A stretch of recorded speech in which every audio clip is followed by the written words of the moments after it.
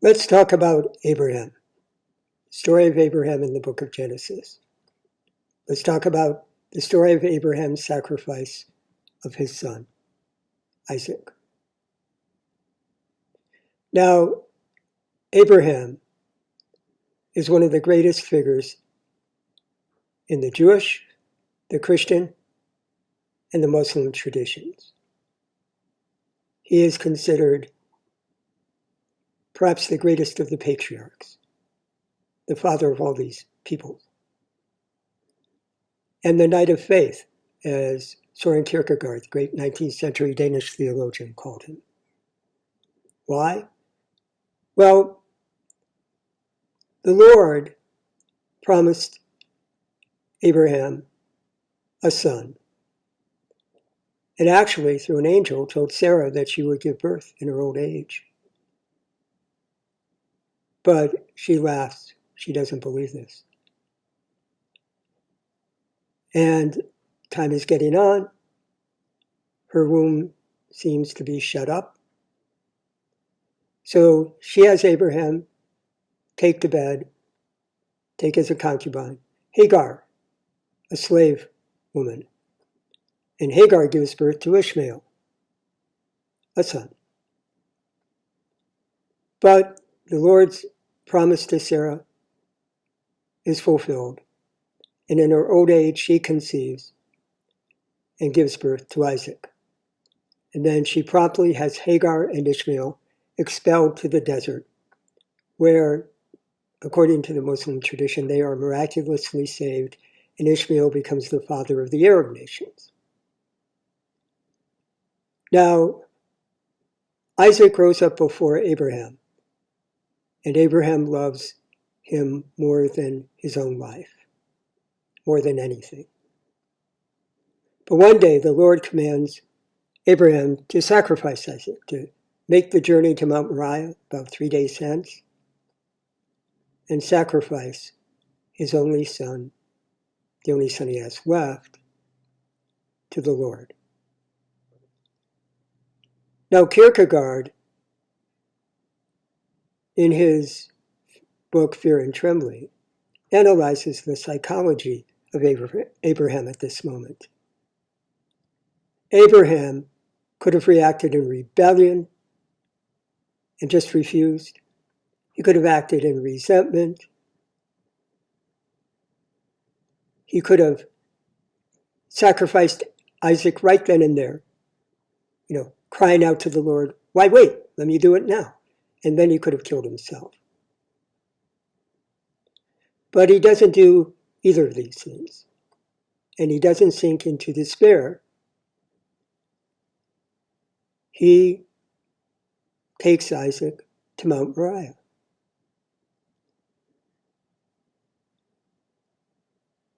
Now, one thing Kierkegaard doesn't note is that Abraham could not have been surprised by this command of the Lord,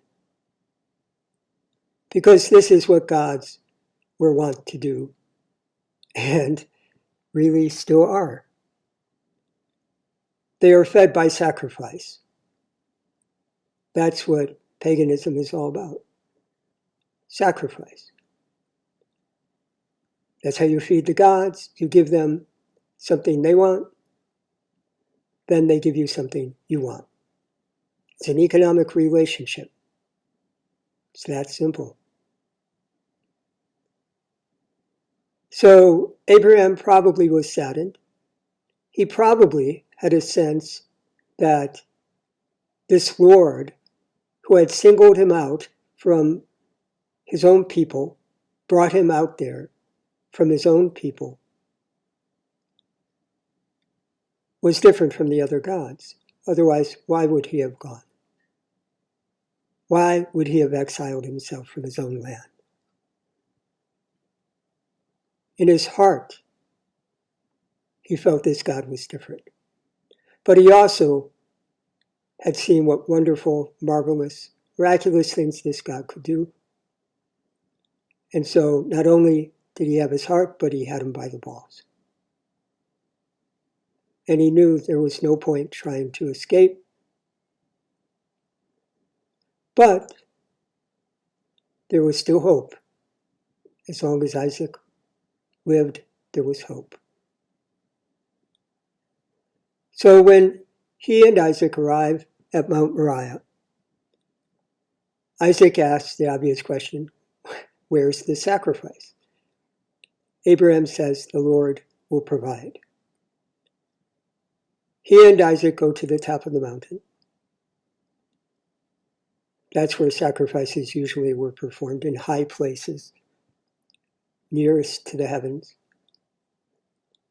And he builds an altar, and then he binds Isaac to the altar. And Isaac knows what's happening, too. He doesn't rebel.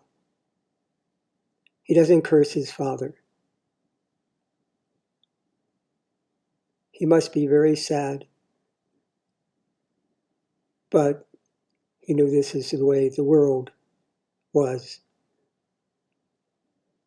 And he seems to accept it.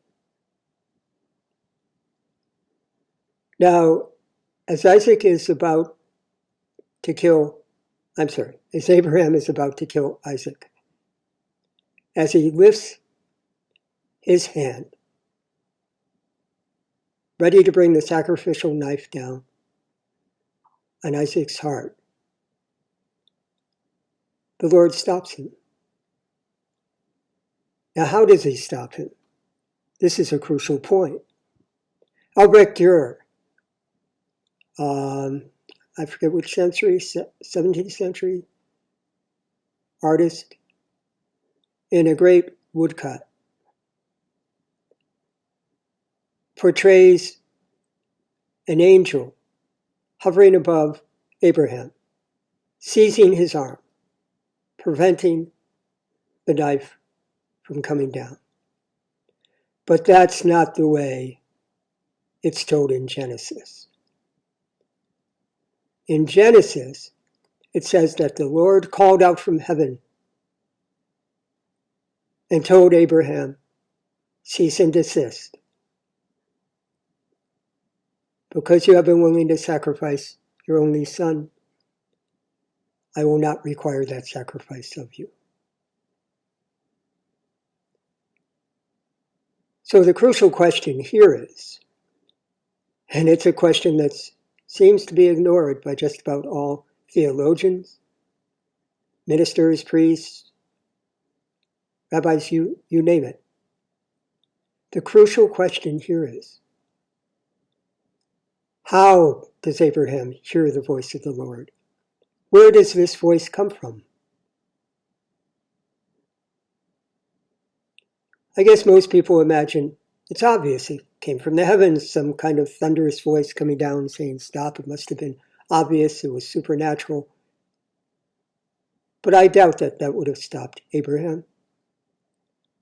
He probably would have regarded such a phenomenon as some kind of supernatural trickster, turning him away from the purpose of obeying the Lord. He must have mistrusted himself.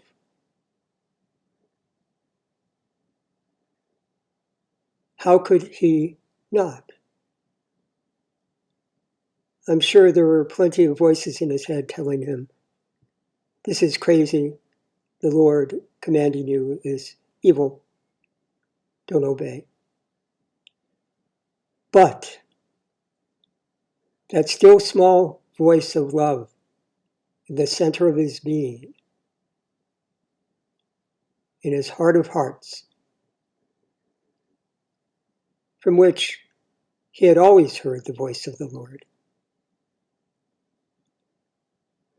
now spoke to him.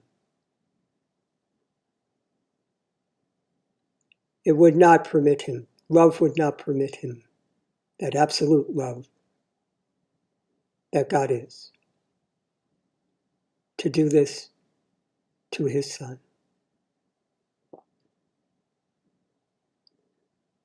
So the Lord provides a sacrifice, a ram. Abraham frees Isaac, and they sacrifice the ram and then return home.